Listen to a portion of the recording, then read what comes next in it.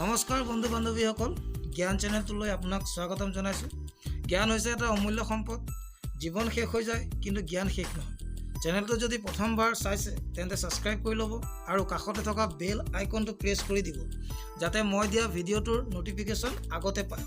ভিডিঅ'টো যদি ভাল লাগে তেন্তে লাইক কৰিব আৰু এই ভিডিঅ'টো যদি কাৰোবাৰ উপকাৰ কৰিব বুলি ভাবে তেন্তে শ্বেয়াৰ কৰিব। আৰু আপোনাৰ যদি কিবা জানিবলগীয়া থাকে তেন্তে কমেণ্ট কৰি জনাব।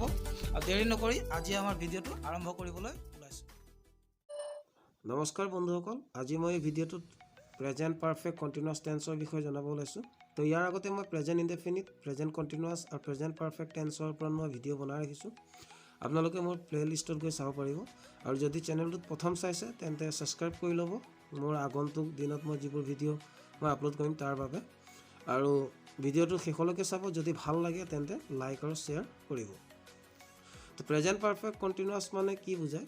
যদি আপোনাৰ কোনো এটা কাম অলপ সময়ৰ আগতে আৰম্ভ হয় বা কিছু সময় বা বহু সময় আগতে, মানে কামটো আৰম্ভ হৈছে আগতে কিন্তু বৰ্তমানো চলি আছে, তো এনেকুৱা এটা অৰ্থ বুজাবলৈ কাৰণে আমি প্ৰেজেণ্ট পাৰফেক্ট কণ্টিনিউৱাছ টেন্সটো ব্যৱহাৰ কৰোঁ।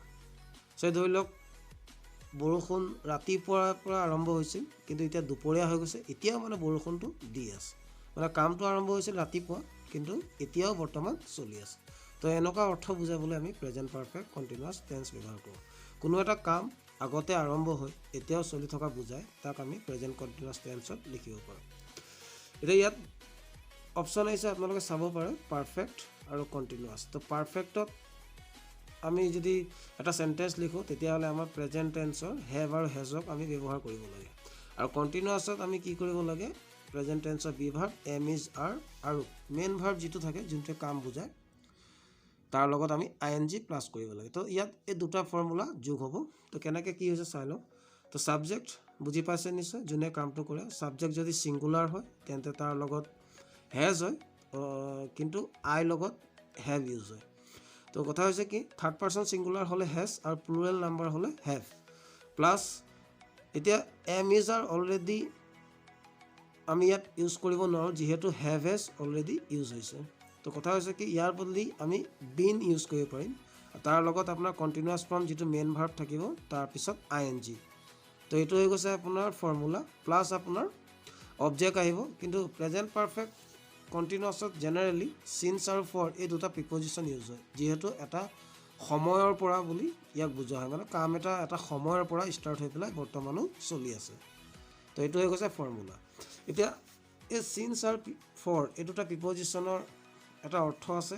চিন্সে আপোনাৰ কি বুজায়? নিৰ্দিষ্ট সময় বুজায়। যেনেকৈ ধৰি লওক চিন্স মৰ্ণিং, এতিয়া ৰাতিপুৱা কোনটো সময়ত হয় আমি গম পাওঁ, আফটাৰনুন, নুন, চিন্স মনডে, চিন্স জানুৱাৰী, চিন্স 1990, মানে নিৰ্দিষ্ট বছৰ, নিৰ্দিষ্ট মাহ আদি চিন্সে বুজায়। আৰু ফৰে কি বুজায়? অনিৰ্দিষ্ট সময়, মানে ধৰি লওক 2 ঘণ্টা। এতিয়া কোনটো দিনৰ কোনটো বজাৰৰ পৰা 2 ঘণ্টা হৈছে আমি বুজিব নোৱাৰোঁ। 2 days, মানে কোনটো মাহৰ কোন দুটা দিন আমি গম নাপাওঁ। 10 years, এতিয়া কোনটো 10টা বছৰ আমি নিৰ্দিষ্টকৈ ক'ব নোৱাৰোঁ। এতিয়া আমি ইয়াৰ কেইটামান চেণ্টেঞ্চ চাই লওঁ। এই চেণ্টেঞ্চকেইটা চালে আমি গম পাম ফৰ আৰু চিন্সৰ ব্যৱহাৰবিলাক কেনেকৈ হয় আৰু প্ৰেজেণ্ট পাৰফেক্ট কণ্টিনিউৱাছৰ ইউজ আমি কেনেকৈ কৰিব পাৰোঁ। এতিয়া কথা হৈছে কি, আই আপোনাৰ ফাৰ্ষ্ট পাৰ্চন ছিংগুলাৰ হয়, সেইটো কাৰণে আইৰ লগত হেভ ইউজ হৈছে। তাৰপিছত আহি গ'ল আপোনাৰ been, I have been reading English for 6 hours, মানে এই বাক্যটোত কোৱা হৈছে যে মই 6 ঘণ্টা ধৰি ইংৰাজী পঢ়ি আছোঁ। মানে মোৰ ইংৰাজী পঢ়া কামটো 6 ঘণ্টাৰ আগতে হ'ল কিন্তু বৰ্তমান এতিয়াও মোৰ চলি আছে। এতিয়া দিনটো কেইটা বজাৰ পৰা কেইটালৈকে 6 ঘণ্টা হৈছে মই নিৰ্দিষ্টকৈ ক'ব পৰা নাই, তো সেইকাৰণে ইয়াত ইউজ হৈছে ফৰ। নেক্সট আহি গ'ল উই হৈ গৈছে আপোনাৰ প্লুৰেল হয়, তো উই প্লুৰেলৰ লগত হেভ ইউজ হয়। First person plural form, we have been living in this house for 10 years, মানে আমি এই ঘৰটোত 10 বছৰ ধৰি বসবাস কৰি আছোঁ। এতিয়া কোন চনৰ পৰা 10 বছৰ হৈছে বা কোনকেইটা 10 বছৰ আমি বুজিব পৰা নাই, জাষ্ট কোৱা হৈছে 10 বছৰ ধৰি।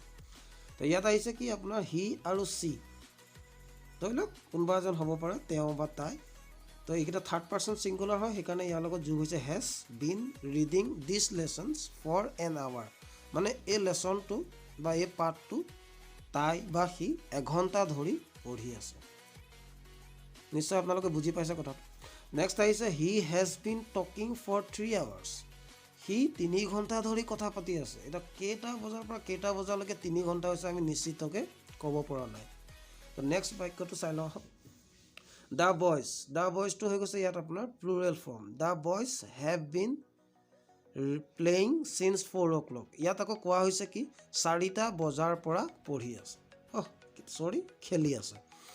তো ইয়াত নিশ্চিতকৈ কোৱা হৈছে কেইটা বজাৰ পৰা খেলি আছে, দিনটোৰ 4টা বজাৰ পৰা। তো সেইটো কাৰণে ইয়াত আপোনাৰ চিন্স ব্যৱহাৰ হৈছে। We have been reading in this school since 2015। ধৰি লওক আপুনিও এখন স্কুলত পঢ়িছে বা ময়ো এখন স্কুলত পঢ়িছোঁ। তো মই যিখন স্কুলত বা আমি যিখন স্কুলত পঢ়িছোঁ সেই পঢ়াৰ বছৰটো ইয়াত নিশ্চিতকৈ কোৱা হৈছে যে আমি 2015 চনৰ পৰা এই স্কুলখনত পঢ়ি আছোঁ। তো নিৰ্দিষ্টকৈ কোৱাৰ কাৰণে চিন্স ব্যৱহাৰ হৈছে। নেক্সট আহি গ'ল it has been raining since morning. মানে ৰাতিপুৱাৰ পৰা বৰষুণ দি আছে। হি has been teaching in this school signs 1919। মানে তেওঁ এই স্কুলখনত পঢ়াই আছে 1990 চনৰ পৰা। নিশ্চিতকৈ কোৱা হৈছে কিমান চনৰ পৰা পঢ়াই আছে, 1990 চনৰ পৰা। সেইকাৰণে ইয়াৰ আগত চিন্স ব্যৱহাৰ হৈছে। কামটো আৰম্ভ হৈছিল, পঢ়োৱা কামটো 1990 চনৰ পৰা, আৰু এতিয়াও বৰ্তমান এই কামটো চলি আছে। তেওঁ এতিয়াও পঢ়াই আছে স্কুলখনত। নেক্সট আহি গ'ল চি হেজ নট। এইটো চাই লওক বন্ধুসকল, এইটো নিগেটিভ ফৰ্ম হয়। তো নিগেটিভ ফৰ্মত নট ব্যৱহাৰ হয়। নটটো ইউজ হৈছে হেজৰ পাছত। She has not been coming to school for 2 days। মানে তাই 2 দিন ধৰি স্কুললৈ অহা নাই। এতিয়া কোনটো মাহৰ কোন 2টা দিন আমি নিৰ্দিষ্টকৈ ক'ব পৰা নাই। চ' ইয়াৰ আগত ইউজ হৈছে ফৰ। নেক্সট আহি গ'ল she has been coming to school since January. ইয়াত কোৱা হৈছে কি তাই জানুৱাৰী মাহৰ পৰা স্কুললৈ আহি আছে। মানে স্কুল অহা কামটো জানুৱাৰী মাহৰ পৰা ষ্টাৰ্ট হৈছে আৰু এতিয়াও চলি আছে। নেক্সট আহিলে she has been coming to school for 2 months।